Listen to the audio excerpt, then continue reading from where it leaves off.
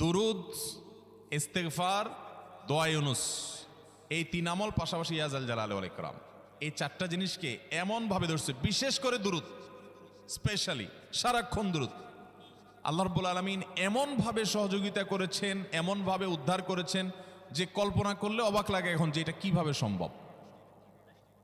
ভাইরা আমার, এক সাহাবী নবী করিম সাল্লাল্লাহু আলাইহি ওয়াসাল্লামের কাছে এসে বলছি, ইয়া রাসূলুল্লাহ, আমি যে দোয়া করি এই দোয়ার মধ্যে আমি নিজের জন্য করব, আমার ছেলে মেয়ের জন্য করব, অনেক কিছু করব, এটা সেটা, রিজিক চাইবো, সুস্থতা চাইবো, অনেক কিছুই তো আল্লাহর কাছে চাইবো। আপনি তো আল্লাহর রাসূল, আপনার জন্য দোয়া করলে আমাদেরই লাভ, একবার দোয়া করলে আল্লাহ 10 বার রহমত নাজিল করবেন, তো আপনার জন্য আমার দোয়ার ভিতরে কত পার্সেন্ট রাখবো? সাহাবী বারবার বিভিন্ন পার্সেন্টেজ বলছিলেন যে 3 ভাগের 1 ভাগ আপনার জন্য রাখি ইয়া রাসূলুল্লাহ, অর্ধেক রাখি, আরো বেশি করে রাখি। তিনি যত বলছেন নবী করিম সাল্লাল্লাহু আলাইহি ওয়াসাল্লাম আরো বাড়ানোর জন্য তাকে উৎসাহ দিচ্ছিলেন। এক পর্যায়ে যখন তিনি বললেন, ইয়া রাসূলুল্লাহ,